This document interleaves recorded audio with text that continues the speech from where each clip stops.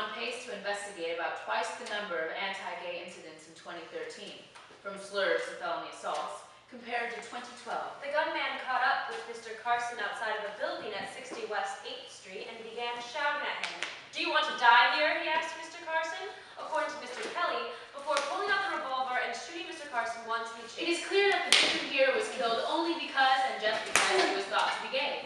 There's no question about David that. Jimenez was walking his dog on South 3rd Street between Bedford Avenue and Berry Street when he was verbally accosted by a group of men shouting anti-gay slurs. He was then physically attacked by one of the men and suffered a broken eye socket and a broken nose. A gay Canadian man has reportedly been left paralyzed after a brutal October 12th attack. 27-year-old Scott Jones remained in critical condition at a hospital in Halifax, Nova Scotia, after being stabbed twice in the back and having his throat slashed. Stephen Torres, 22, stabbed Ever Orozco, age 69, because he believed that Orozco was making sexual advances towards him. Orozco died from his injuries sustained in the attack. Torres was apprehended 6 blocks away, arrested, and charged with murder as a hate crime.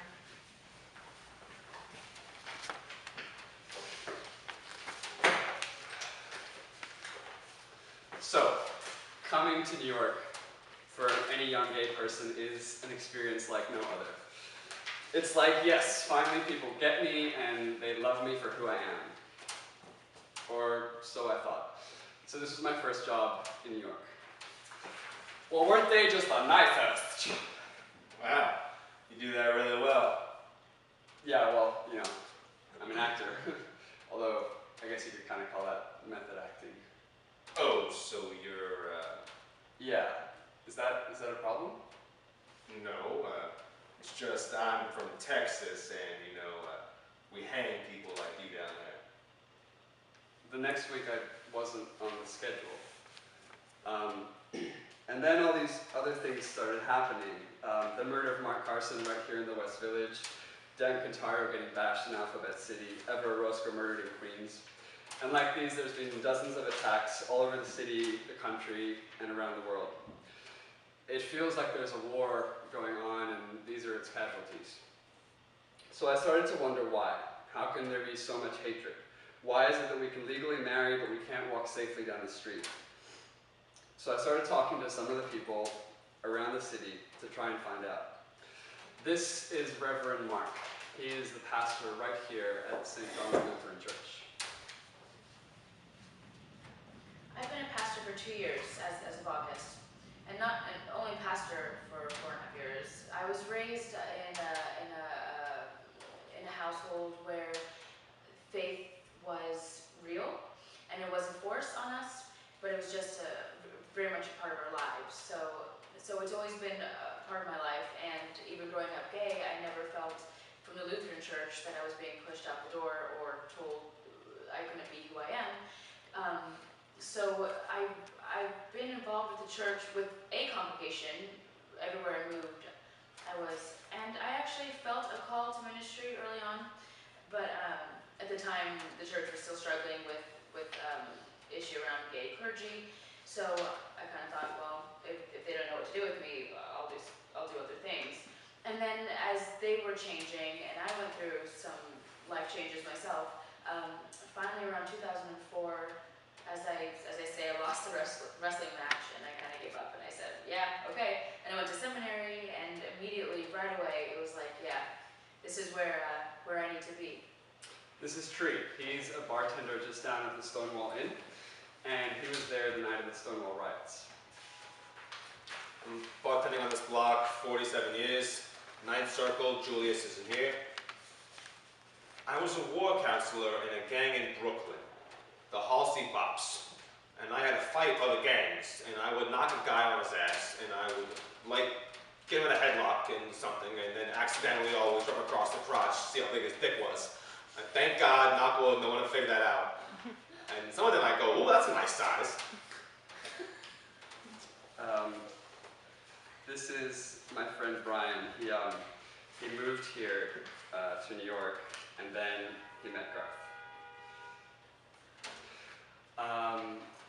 We met on the streets. I was walking out of the subway at Columbus Circle, and he was walking towards it, and I was on holiday, and I was going to light a cigarette, and then he smiled, and I smiled, and we kept walking, and I sort of turned around, he was still looking at me, and then he asked for a cigarette, and we shared a cigarette, and then we went and had a beer, and we went from there. We both quit smoking since. Yeah, that was it. That was like 3.5 years ago. So a lot of the violence has been concentrated here in the West Village. A lot of the attacks happen in and around these streets. And this is sort of New York's gay heart. It's where the Stonewall Rebellion started, and it's really where the gay liberation movement began. The night of the Stonewall Rebellion, after we broke the windows, the walls, used parking meters, pulled them out of the ground and used them as battering rams and knocked the doors down. And when we had nothing else to throw, we lit garbage cans on fire, threw them through the windows, set the bar on fire. That's when the police had to come and help the Vice Squad, because they were denying, they were busy, and the Vice Squad came and started beating us up. Cops came in, the Vice Squad, they pushed a couple people, shoved a couple people, they pushed this young man that they didn't know was a lesbian because she had a big mustache. And they took 2 cops to pull her off the cop. She was beating the shit out of him. She's 93 now, living in an assisted living home in Brooklyn. Her name is Stormy DeLaver. The cops were parading patrons out the front door of the Stonewall at about 2 o'clock in the morning. I saw this one boy being taken out by 3 cops, only one in uniform. 3 to 1. I told my pals, I know him. That's Williamson, my son Sonia Jane's friend. Williamson briefly broke loose, but they grabbed the back of his jacket and pulled him right down on the cement street. One of them did a drop kick on him. Another cop senselessly hit him from the back. Right after that, a cop said to me, "Move, faggot," thinking that I was a gay guy. And I said, "I will not. And don't you dare touch me." With that, the cop shoved me, and I instinctively punched him right in the face. He bled. He was then dropped to the ground, not me.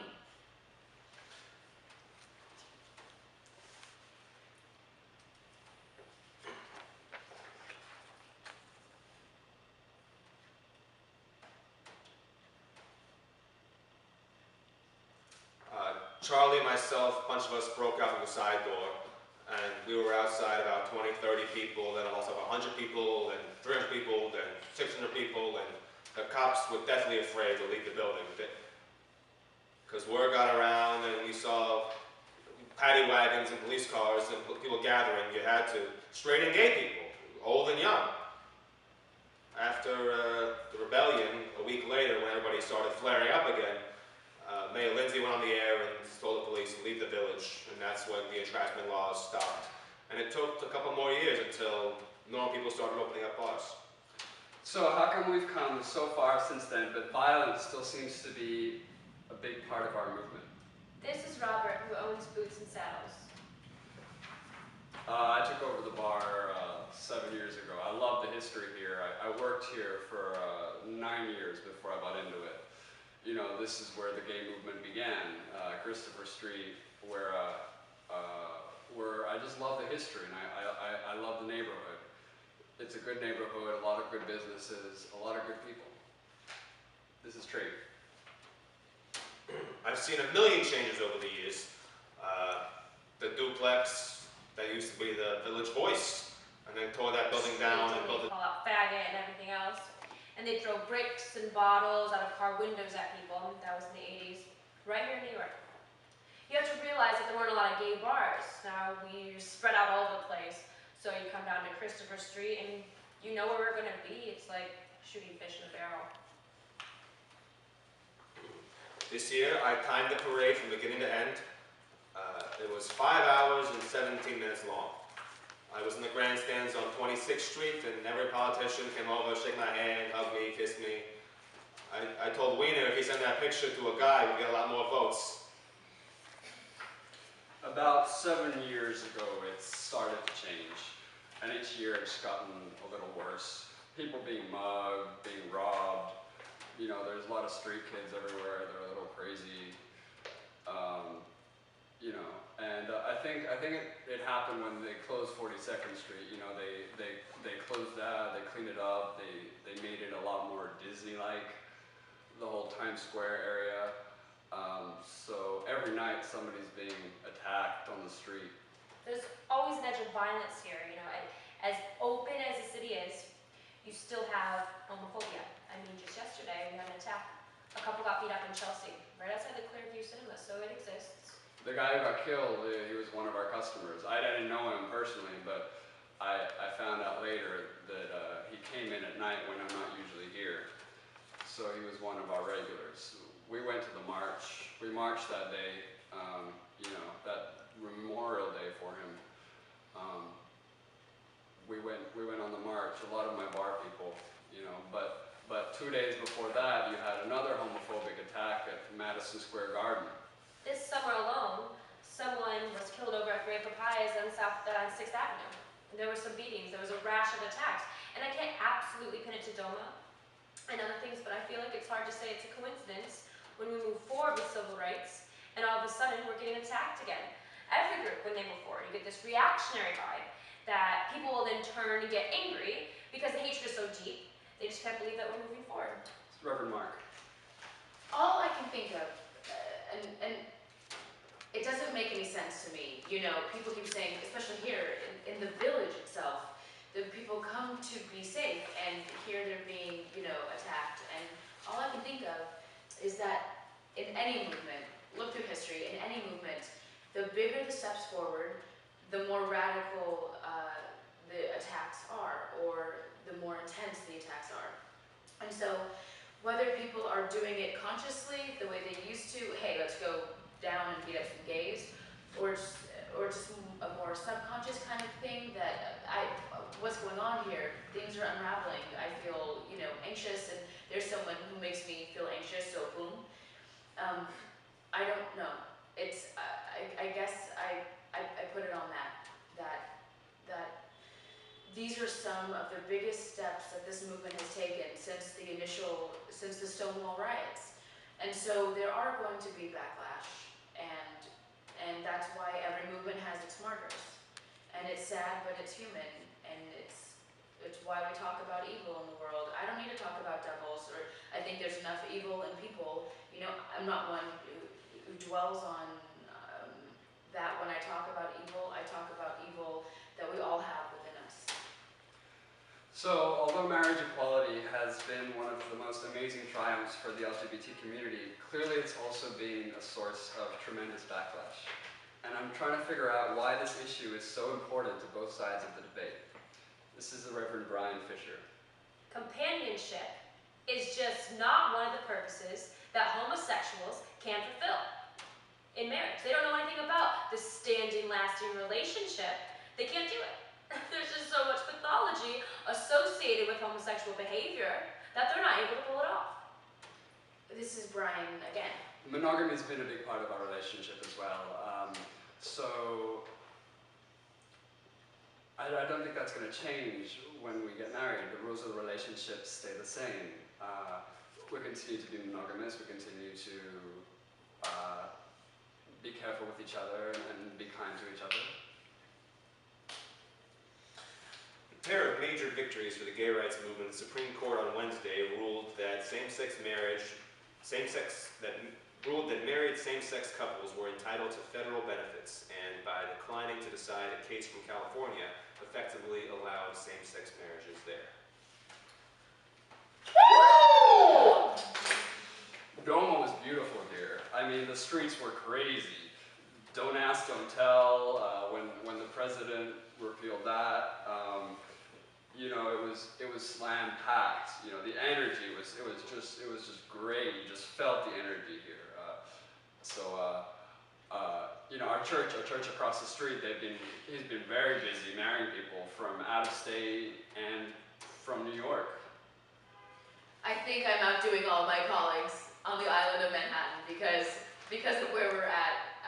In fact, I was here a month. It was Labor Day weekend, and we had a concert going on. So the doors were open. I wasn't at it, but the guy who was the sexton at the time called me up and said, "Someone wants to talk to you." And I come down, and there are two lesbian couples who are in town for a soccer tournament. And I know that sounds like so cliche, but anyway, and they had been married in California, only to have it repealed. And so while they were here, they wanted to be married again. And because keep in mind, it was so amazing. Marriage equality passed in June, and I started here in August. So that I knew when marriage equality passed and then the gay pride parade that followed that weekend, I knew that I was going to be coming here already, but I was still in another church in Queens. And so we came down to the stone wall. I can't even talk about it without getting emotional. And we're outside of the stone wall that night when it passed, the Senate, the state Senate. And I just looked across the street and I'm like, I'm going to be serving there. And then my husband and I marched in the Pride Parade that Sunday. And to march down and walk right past this church and say, a month away, and I'm going to be here, it was just too much. It was just too much. This is Reverend Fisher again. That the Supreme Court will have enough constitutional sense, enough moral decency, and enough foresight not to make a catastrophic blunder here.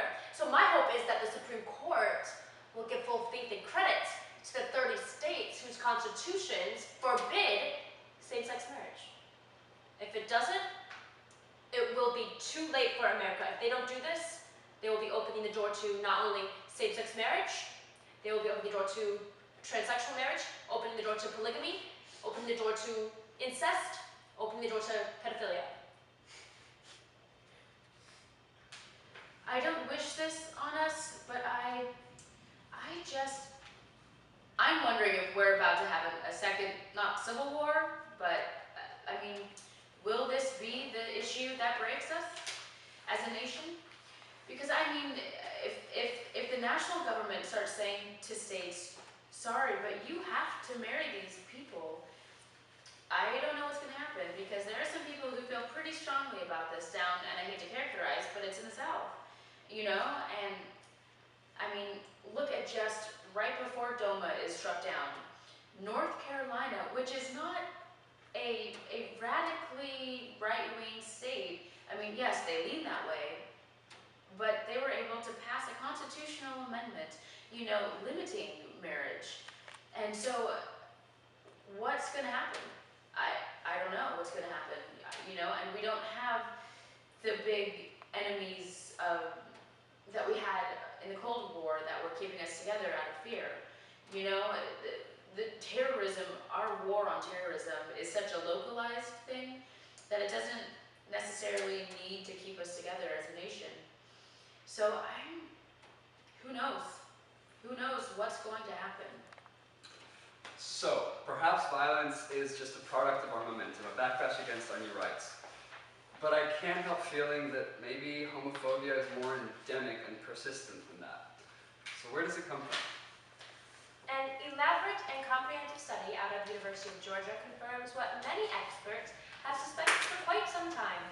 Homophobic men are gayer than Carson Kressley at a Barney season sale. Sometimes a gay basher is a gay person that hates his homosexuality. Anybody that hates it that much either has sex with guys or wants to have sex with guys. Authors investigated the role of homosexual arousal in exclusively heterosexual men who admitted negative effect toward homosexual individuals.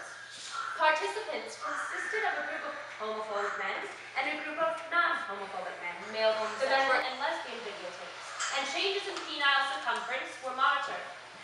Both groups exhibited increases in penile circumference to the heterosexual and female homosexual videos. Only the homophobic men showed an increase in penile erection to male homosexual stimuli. The groups did not differ in aggression.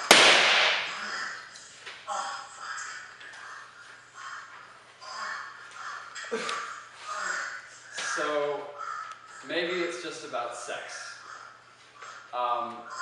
After all, it is our supposedly divergent sexual attraction that people have a problem with. But maybe it's not so much what we do as how we do it. This is Brian, if I can find him.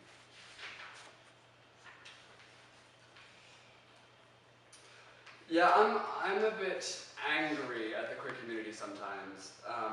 Pride Parade first year was amazing, you know, like really, really overwhelming for someone who came from from Outback Australia. I mean, it's quite a hostile place. To have a city shut down for gay pride is just, it was amazing. But then I also think about, like, you know, the sort of silly queens.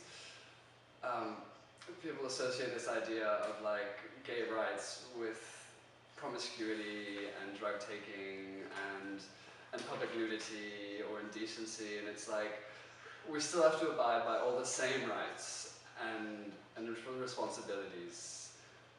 You know, you don't get the stage and, like, act up and flaunt, you know, and in order to become this stereotyped sort of, or this thing that can be easily ridiculed, you know, like the silly queen. So sometimes I feel like that with the gay community.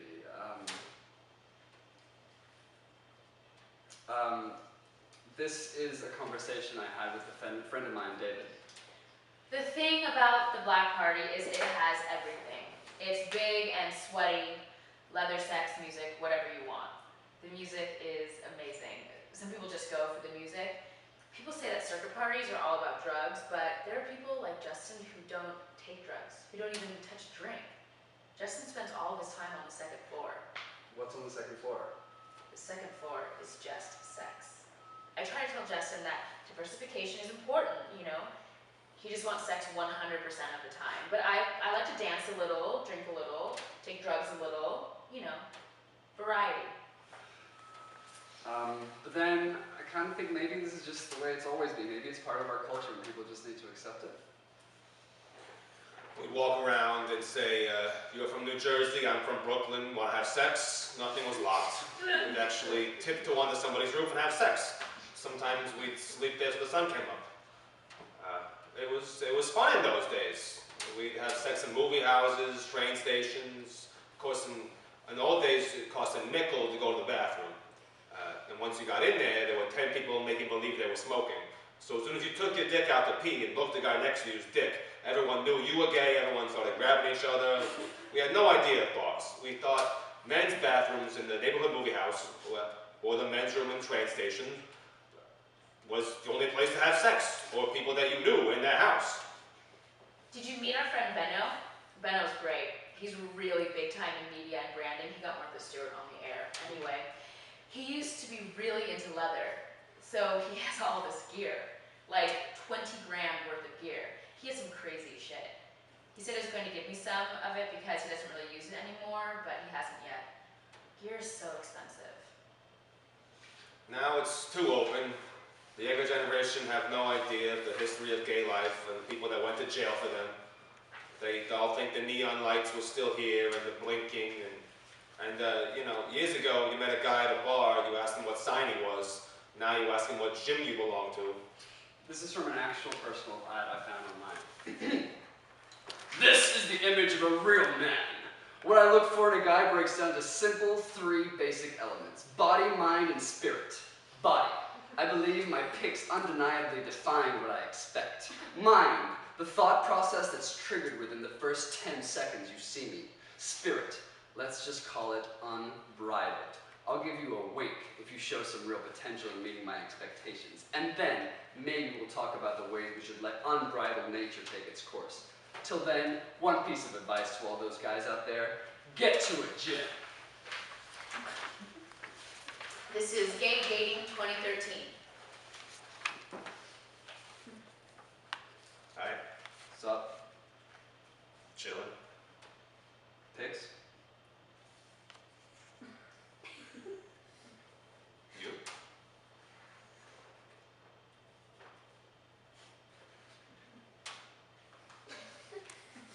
Into?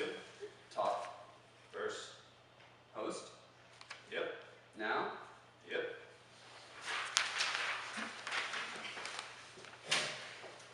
Gay men's promiscuity does carry its risks, as we all know. HIV/AIDS and the stigma that surrounds it, particularly in the gay community, still endures. Reverend Fisher. And so we believe, I'll just speak for myself here, that homosexual behavior should again be contrary to public policy. It ought to be against the law. So then the question becomes, what kind of sanctions are you prepared to propose? It's a lucky. I was kind of at a distance from a lot of it. You know, I had friends who died, and certainly now I'm intimately connected to it all. But in terms of the actual act up and the things that were going on, I was serving a church outside of Philadelphia as a lay professional in suburbia, and just hearing about this stuff going on. Scott had a much rougher time of it than I did. He joined the Navy at one point, but was honorably discharged because of mental illness. He was diagnosed HIV positive early in the epidemic, was active in GMHC, and was really at the heart of it, and yet all of his friends were dying. He survived. This is true. A lot of people said, not me. They're dead. Oh yeah. A lot of people said it's not going to happen to me because they were still having unsafe sex even though their friends were dying. They would say, oh, it's not going to happen to me, and I buried a lot of them. I must have buried thousands of friends, acquaintances, and customers over the years. The 25 years I was at Ninth Circle, I used to watch people come in and their skin turned from this color, their skin, because they didn't have drugs yet. And I knew. Their skin looked leatherish, and they got thinner, thinner, thinner. And then when I didn't see them anymore, I knew they were dead. I overheard this from one of my roommate's friends recently. You don't die from AIDS. You only die from AIDS if you're homeless and live on the street on West 4th Street and never go to hospital. You take drugs every day and you're fine. Do you know how many people have AIDS? Do you know how many guys go and fuck prostitutes and get AIDS and then go home and give it to their wives? The highest incidence of AIDS is in black women. Do you know how many people have AIDS? Moms, dads, grandmothers. People just don't talk about it. According to the CDC, Center for Disease Control, this government interview, listing all the statistics for the HIV/AIDS epidemic since it began, and I think 60 to 61% of all the males who've ever been diagnosed with HIV/AIDS contracted it from having sex with other males. Now there's about another 22% who contracted it through intravenous drug abuse. This is from a blog I found. A recent survey showed that nearly half the users of the gay phone app Grindr engage in unprotected sex. I really wish that people would put down their smelling salts and try to understand the reasons why. Somehow we have come to the homophobic conclusion that when gay men engage in the romantic, emotional, spiritual act of intercourse without a barrier, we label it psychotic barebacking. But when straight people do it, we call it sex. Very simple, very straightforward. That our sanctions for homosexual behavior, or for homosexual conduct, should be the same as they are for drug abuse. In other words, whatever we decide are appropriate public policies to deal with drug abuse, those are the same policies that we use in dealing with homosexuals. Because the risks are the same.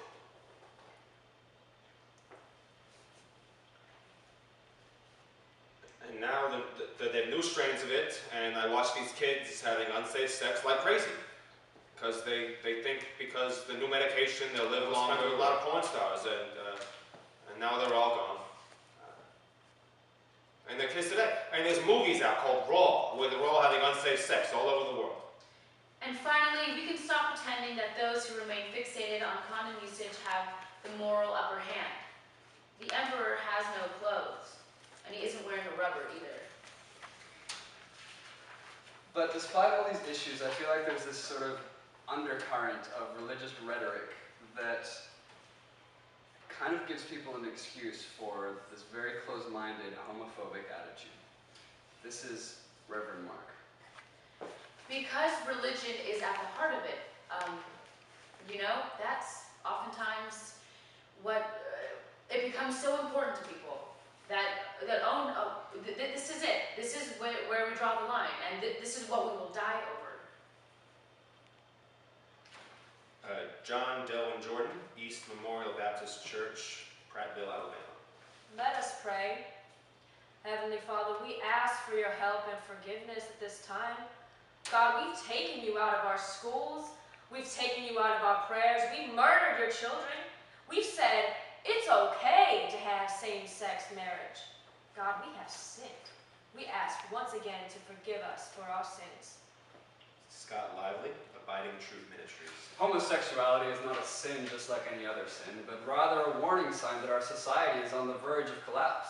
They're dangerous predators, even killers, and they caught this gay disorder through an evil game of tag.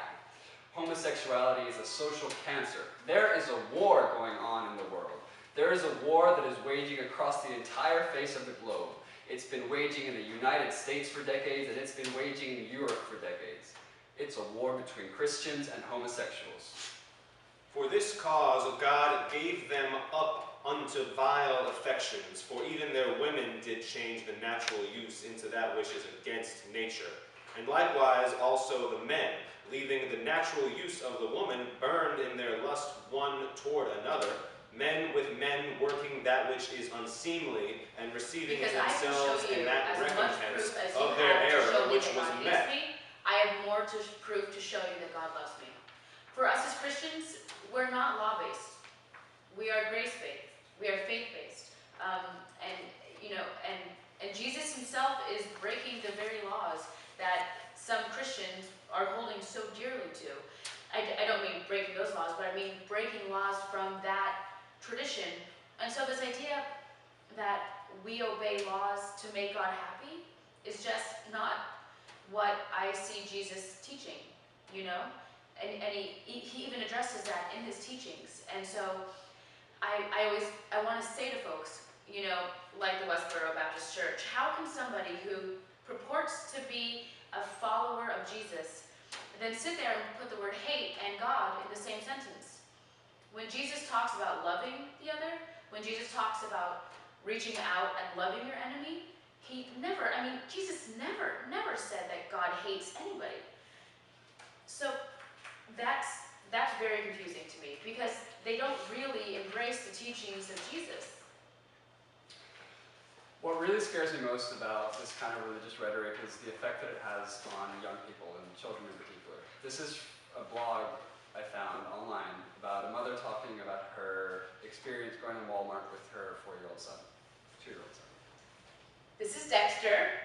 He is 2 years old, and he loves to be Batman and Superman and Spider-Man. He's a real boy's boy. He pretends he's fine, and he captures the baddies who threaten us.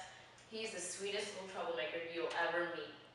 His favorite color is pink, and he loves Dora the Explorer. He's been known to wear my skirt as a dress, and he delights in cuddling with his mama. Ladies and gentlemen, we need to talk about children.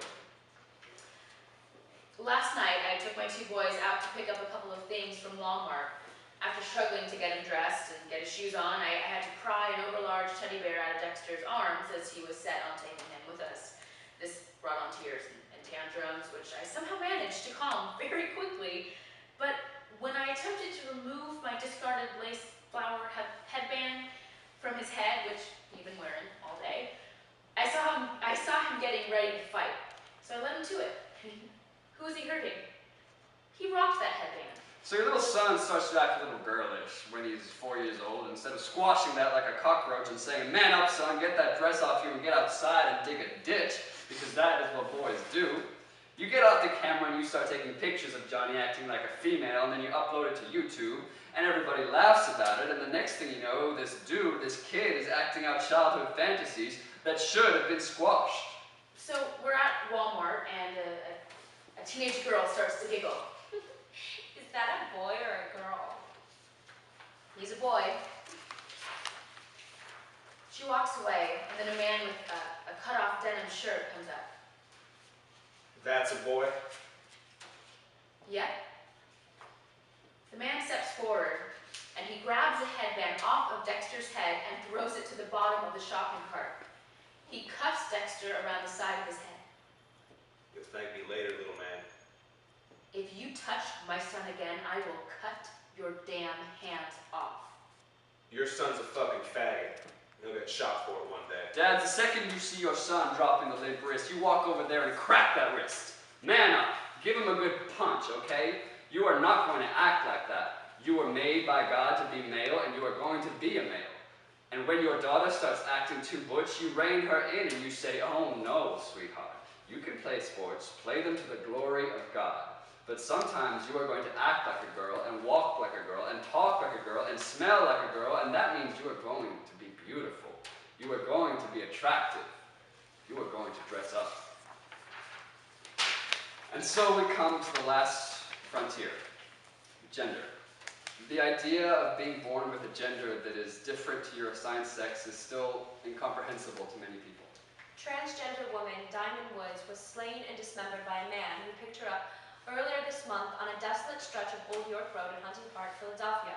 She had spent 14 years on the streets battling drug addiction and making money the only way she believed she could as a transgender woman sidelined from mainstream society, by selling her body. Well, when I came here 2 years ago, we started doing some pretty radical things. Yeah, and I keep thinking, oh my goodness, the old Germans who started this place must be, rolling around in their graves, because we started having what we call the gospel divas, and they're transgendered women who love performing and oftentimes lip syncing, wearing great costumes. And some will look and say it's a drag show, but I don't like to use the word drag because they're transgendered, Yeah, big difference. And that's been a huge learning curve for me, because I just haven't, before coming here, my experience with transgendered people had been so limited.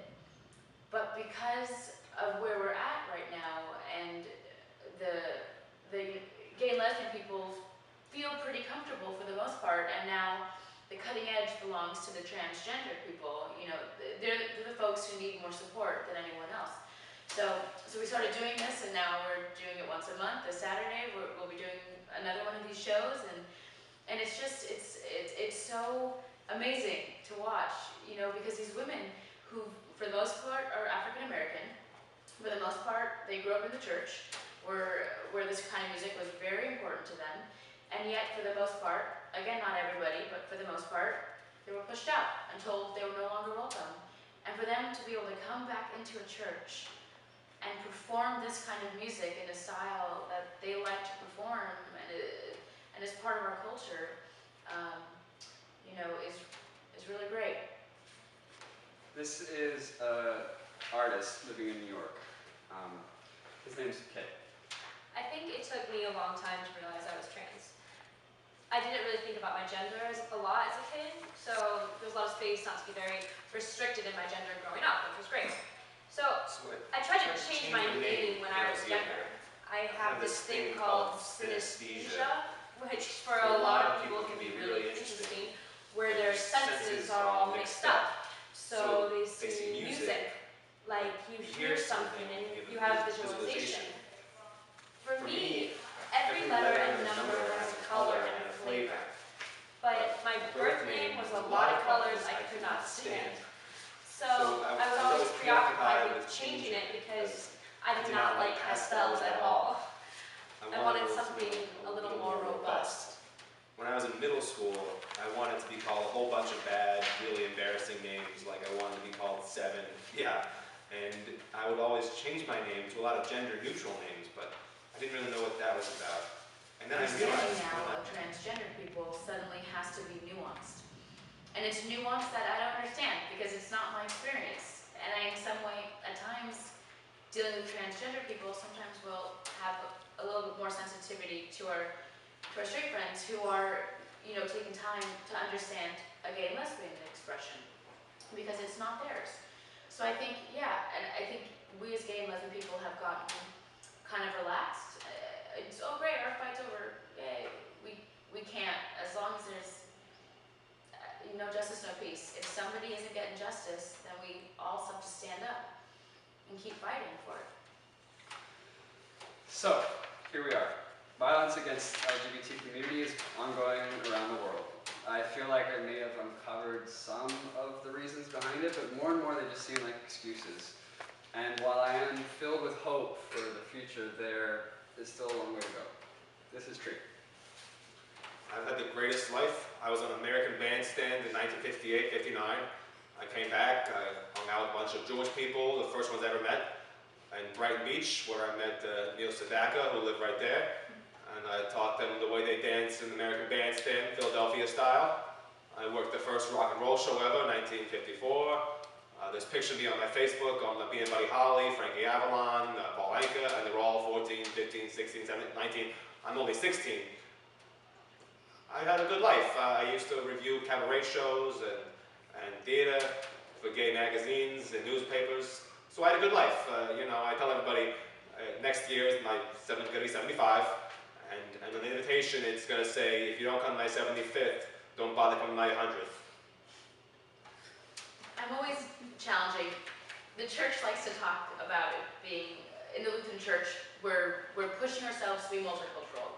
We're pushing ourselves to reach out to Spanish-speaking people, to people of color, because we're a bunch of Northern Europeans and that's not always been our complexion.